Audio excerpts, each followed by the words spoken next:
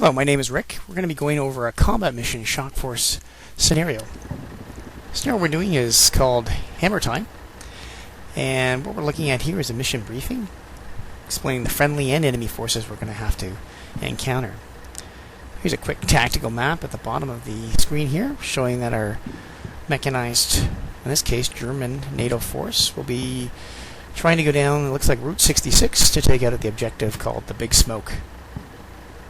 And we've got everything in this mission briefing as something you'd see almost something from real life commander's mission briefing. And let's take a look at the map here. We'll just kind of go up to God mode, if you will. Take a look at the map, fairly long map. Not too width-wise, seems pretty decent here. I'm just going to flick on the tree modes. I had the tree option off there, which is a nice feature sometimes when you can't quite see things in the trees. Let's move down the map here, take a look at the map of the Earth there, kind of looking at the ground that we have to cover. Certainly we see a lot of raised roads, a village, or a large village at the end of the map. And our forces that we have initially on the board as a small little reconnaissance squad. Looks like we've got about maybe 9 men, maybe a section. And this initial area, the highlighted blue section, is just basically your setup zone, which allows you to manipulate your forces and place them where you think would be the most tactical. Between you and your opponent would have the same option on wherever his setup zones may be. And they can be at the other end of the map or in various locations throughout the map. Since we're in the assault mode, if you will, we are going to be at the one edge of the map, generally. I'm just going to move our little reconnaissance forces here. We got a headquarters section, looks like a forward observer with the binoculars, and Team 1, it looks like. So we're going to move this headquarters section to kind of an overwatch position on the 3rd floor of that building. We're going to put the Team 1 in their little Jeep there, or Wolf utility vehicle. We're going to have them use an option called, denoted by the pink lines as Hunt. Maybe we'll have them exit the vehicle and head into the small little hut or building there by the trench line just to the north of the headquarters section. Alright, we'll just let that turn process, and there goes our utility vehicle.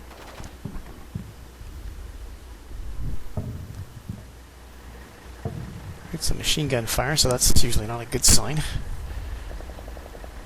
We'll have to scan the map and see if we see any enemy targets. There's our headquarters section, rising to the 3rd floor.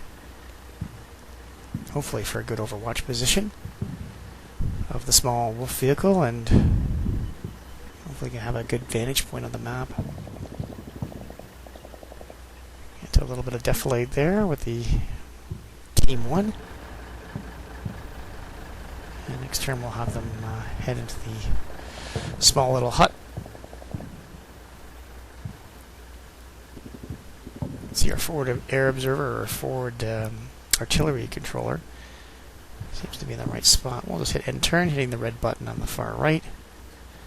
This is our observer. It's got like 3 pips on his shoulder boards. I'm not sure if that's maybe a captain or major. Probably a captain, I would think.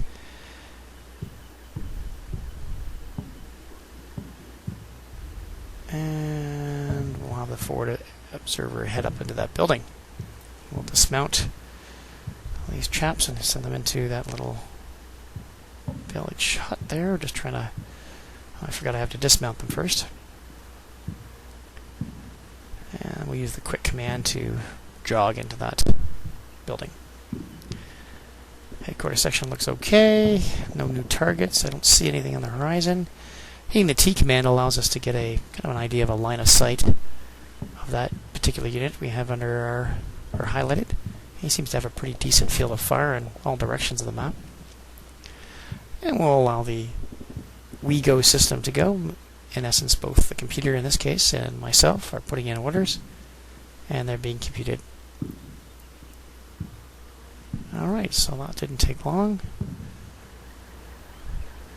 See how things are going. Dismounting from the Mercedes Jeep.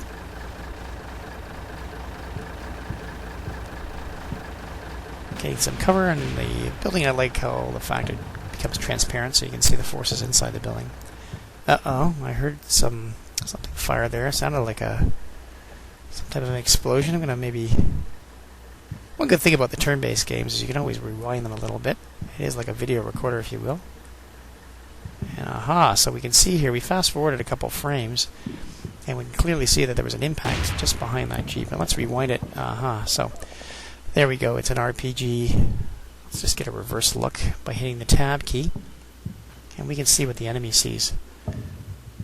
So, certainly he's got a good bead on the Jeep and the forward artillery controller, or forward observer. That's something we're definitely going to have to address on our right flank. We can't have a person up there shooting RPGs at us all day long. Certainly the main body not find that acceptable. Alrighty, so our headquarters section seems to be okay. We're going to hit done, and now we'll go to our plotting phase, if you will. Let's take a look at the artillery map here, or menu pop-up. We're going to go with an area target, which is like a circular, kind of like an old, when they're playing miniatures, you'd have the old templates, the circular template. Well, that's the same thing. We're going to make that fairly tight. We're going to have two tubes from the 120mm motor, or organic motors that we have in the rear. We're going to go general ammunition, no air bursts or artillery. Armor artillery shells, so let's go with the basic impact fuse shells. So we're going to call that in. They shouldn't be too long. We'll be in the forward artillery observer. We certainly do have a quicker response than, say, if an infantry squad was to call it up. So the headquarters section has a field of fire, but these Team 1 here in the small house there does not. We're going to have them rush out into that, get into that trench line, if you will, or probably an irrigation ditch. Maybe get some cover, and they might be able to get a better view from the left flank on that RPG.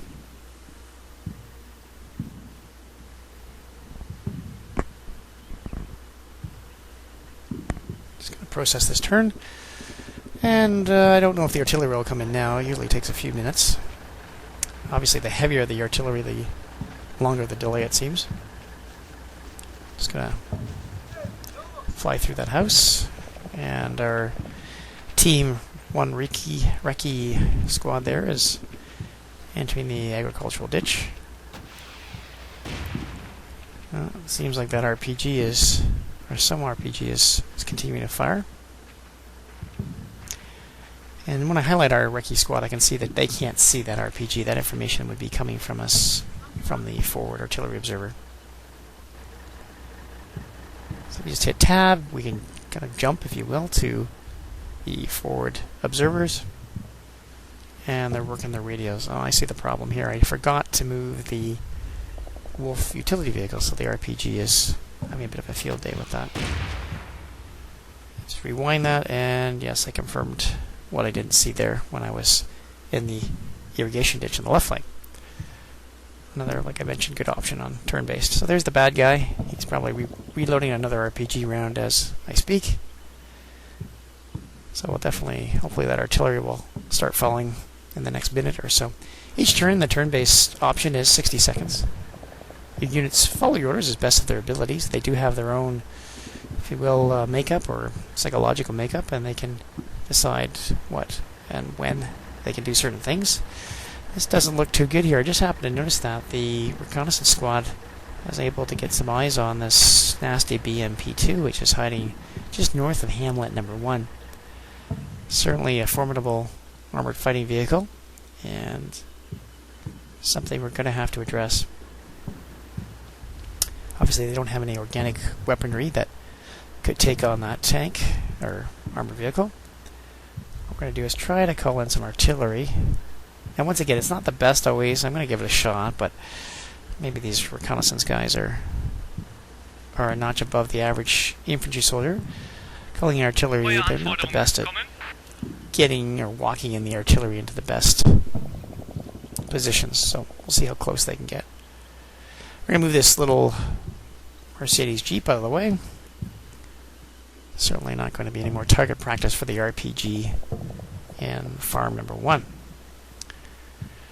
going to try maybe, we do have a good line of sight here. I'm going to try to maybe just use those G36s, and maybe even though we can't see the RPG, we have a pretty good idea from the forward observer, I guess telephoning us or I guess radioing us on where the location is, so we can get a general maybe suppression fire going there. And get some rounds on target, I would imagine. Maybe giving that RPG soldier something to think about as our Jeep finally moves out of its line of sight.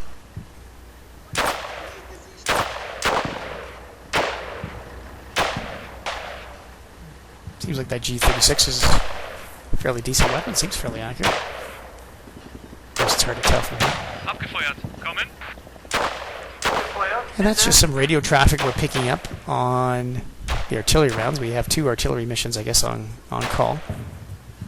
I would assume the first one would be on Farm 1, which is the one we're shooting at, since it has the forward artillery observer, and we put that order in, I guess, a couple turns or a couple minutes ago.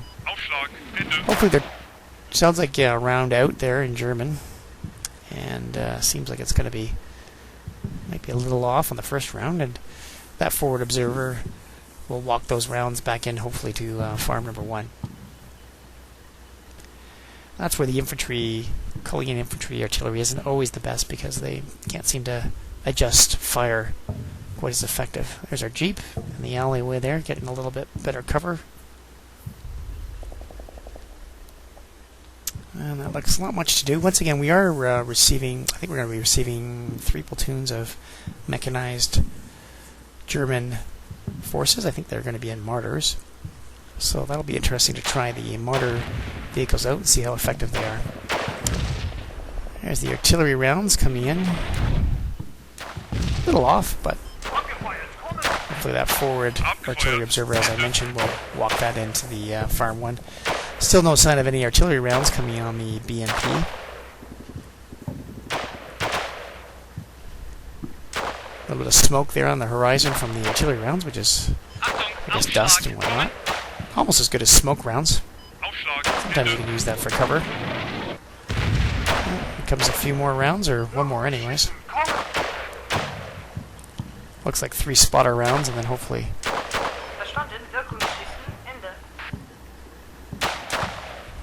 Probably not a best idea here for us shooting constantly from a rooftop. I'm sure we're giving away our position quite nicely. But doesn't seem to be having a bother to the enemy. So that's a good thing. Uh-oh.